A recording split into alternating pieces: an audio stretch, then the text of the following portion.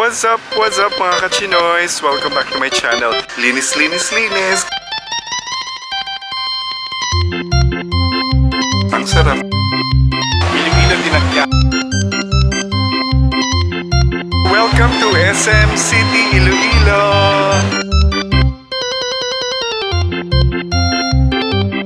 Welcome to Iloilo City.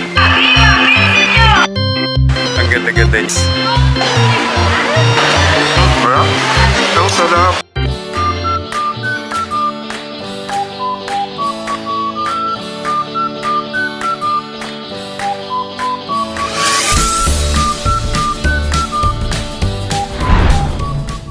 Good morning mga kachinoy. So today is a little gloomy day at medyo maginaw. We are going to dedicate this day. Di muna siguro kami lalabas today and yun nga kahapon bumili kami ng mga pintura, brush and all na gagamitin.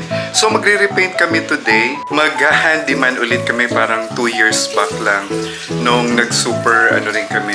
Super paint yun. Actually entire house yun, no? Pipinturahan natin kasi may mga smudge na parang kulay, nagkukulay black siya. Which is very natural lang sa bahay.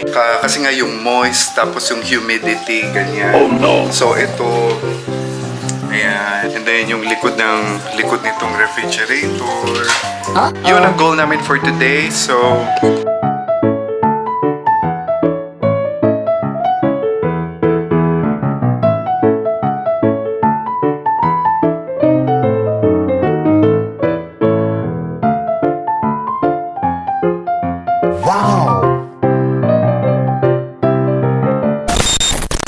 first time namin nakakain. Ako, yung mangustin. Di ba napaka daw nito? Health beneficial. Ako noon pa, pati mapat. Ginagawang tsaa. Ginagawang capsule. Pero malaki lang pala yung shell niya. Tapos konti lang yung buto niya. Matamis na maasim. Pero ang sarap. Tapos meron palang bagyo in all parts of Luzon. Si Ada. Oo, si Ada. Tessa, yung anak mo, nananalanta dito sa dito sa Pilipinas, si Ada. Si Ada. Oo, first typhoon daw ng taon.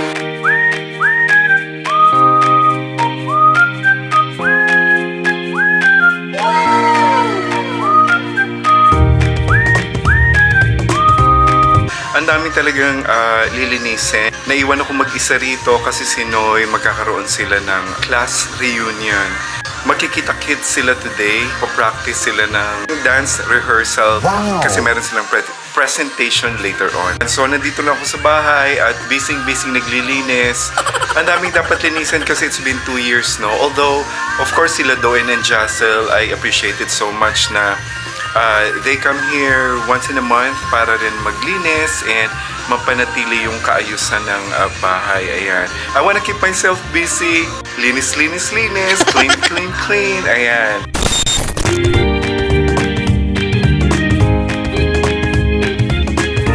Good morning mga kachinoy. It's our 3rd day dito sa Iloilo. Kaya lang alam mo, napansin namin talagang hindi na siya jumbo hotdog. Ang liit niya na guys, para na siyang malaki lang ng konti dun sa regular. Ayun, talagang, cost cutting ba? Binabayaran naman ng mga consumer, di ba? Or ng buyers, yung hotdog. So sana, napanatili nila yung, yung quality and then yung size. Which is very important. And of course, like a typical Filipino, so eggs, hot dog, and then meron na rin sila guys yung parang danggit na ang sarap niya, ang dry, boneless, sapsap. And then nakapaglinis na rin ako ng bodega, magtatapon ng mga basura, and currently ay hinihintay namin yung basura. Noong September, nagpadala kami ng 2 box. So yung isang box ay dumating perfectly before Christmas. And then yung isa medyo nag-worry kami dahil wala pa rin.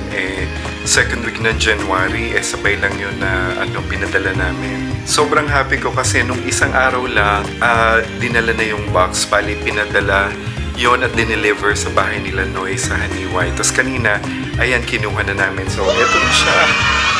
Ayan.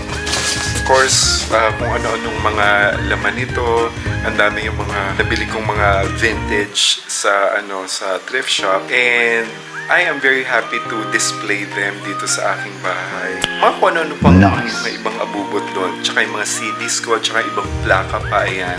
Kasi nga in the future, di ba, gagawin ko siyang negosyo. Well, we started already 2 years back.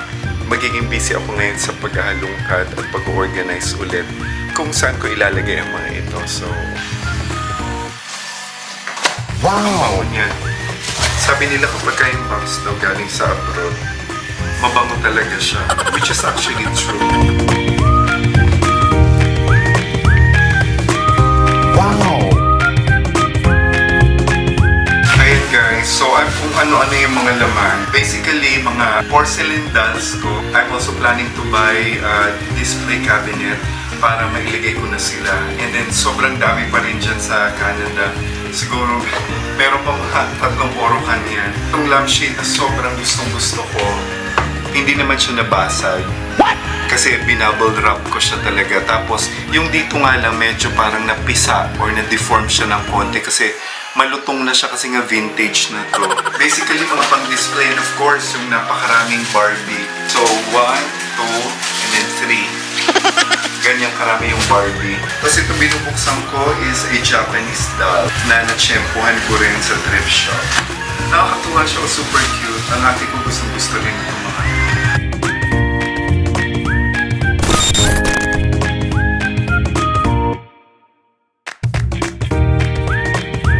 So, andito kami guys sa Mandaue Home Store. Ayan, titingin kami ng side table para dun sa sala and then Kenoy also na room.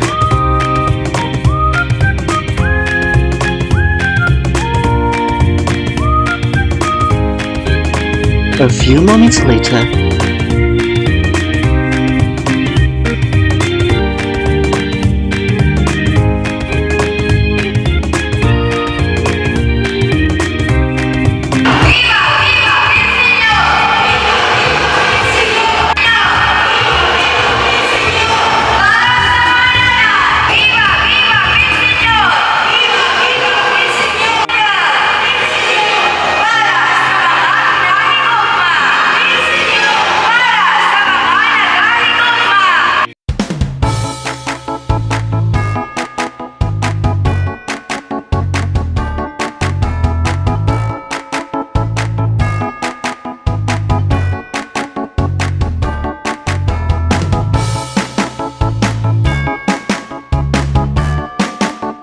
Hello mga ka-Chinoys!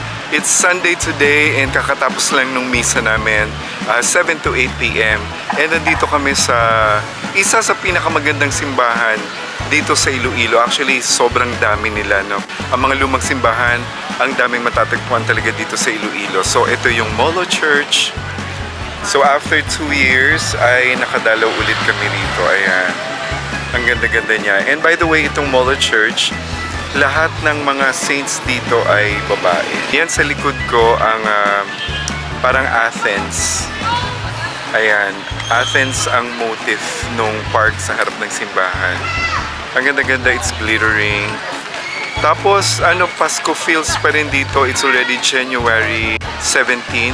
And kita nyo naman, ang dami-dami pa mga parol sa paligid. Nakaka-good vibes talaga.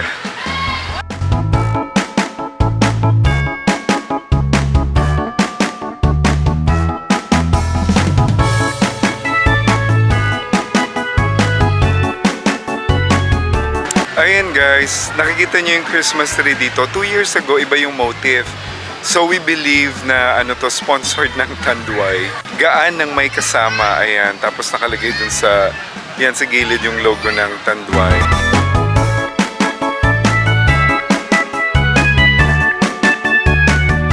Kaunta bibig ka. Kain tayo, bibingka. Wow! Namin.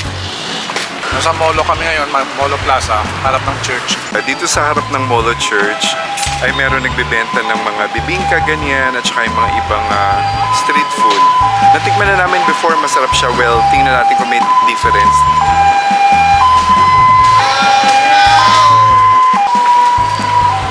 Still the same. masarap naman siya at saka hindi masyado matamis. Ayan, kaya medyo napagod kami ng konti sa pag-iikot dito sa Molo Church. And inuubos namin yung bibingka na binili namin. Masarap naman siya kaya medyo numipis na siya. Pero hindi na masama yun for 8 pieces sa 50 pesos. And after the church at umikot-ikot sa park ay kakain muna kami ng dinner dito sa Chowking. First time namin kakain dito sa Chowking and kakain tayo ng Gloria. I mean, for me. Sabi nila it's newly improved daw yung Gloria. So, let's see. Oh, mukha nga nag-improve siya kasi yung dating parang typical na fried rice guys ay naging yang chow. So, tingnan natin yung lasa. Chicharap. So, hinahanap ko yung siomai. Ang liit-liit pala ito. Ang laki sa picture. Pero in fairness sa Chowking talaga masarap yun. Masarap ang chicken nila. Ito bagong-bagong luto.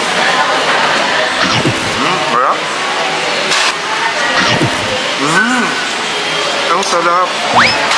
Alam mo yung smoke effect nung wok? Ganito yung ano nila, yung kasamang chow fan fried rice.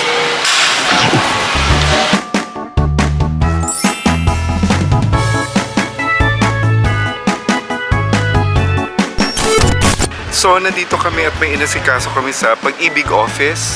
And then, katabi lang nito ay ang SM Building. So, ito yung SM City, Iloilo. Let's go! Hi! Ito po yung exhibit ng Iloilo Dinagyang. Yung mga uniform, magaganda. Next week na yung Dinagyang. Ano po kayo?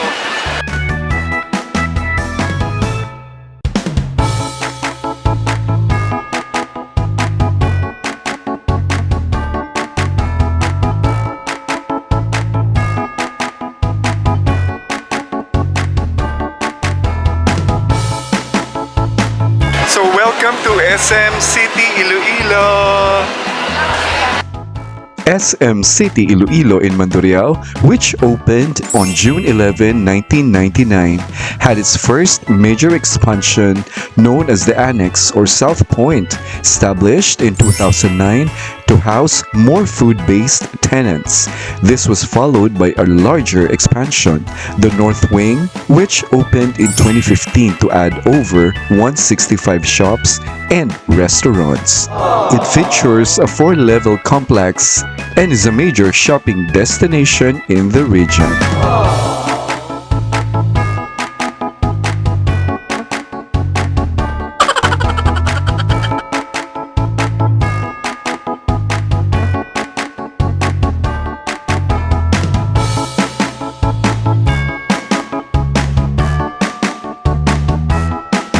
And we're here sa Jollibee. Hindi lahat guys ng branch ay merong palabok. So dito, luckily merong palabok. Pero wala raw shrimp. But it's okay. Kasi parang 2 piraso lang naman yata yun. Yung Jollibee dito guys, yung ibang mga branches, like ito SM City sa City, meron sila mga kiosk. Naalala ko tuloy kami before sa McDonald's. One of the first in Canada na nagkaroon kami ng self-kiosk. Ayan, so that was 2014. And then kinonvert namin yung kakainin namin. Ano siya, 450, dalawang combo yun na C8. It's a combo of chicken, joy, and then burger steak, and then may rice, and of course drink. So ang mura, 450, parang $10 lang talaga. Plus palabok pa yung 450, so talagang sulit na sulit. Samantala dyan sa Canada, my God, ang 2-piece chicken is $15 plus tax.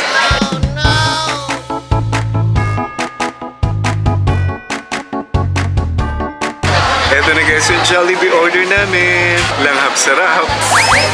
We also visited the cinema and grabe halos wala na talagang nanonood guys dahil sa sobrang mahal na ng tickets. A regular movie is 360, goes up to 560, up to 780 pesos for IMAX. It's really not affordable and too expensive nowadays. Ayun guys, nandito kami sa SM. And bumili kami ng Orocan para i-organize ko yung mga gamit ko na walang space. Ayan. Guys, ito sa SM, meron sila dito nitong turon at saka yung lumpiang toge na sobrang naging favorite ko noon. I hope na ganun yung lasa. So bumili na ako ng 2 piraso tapos 2 piraso rin kay Noy.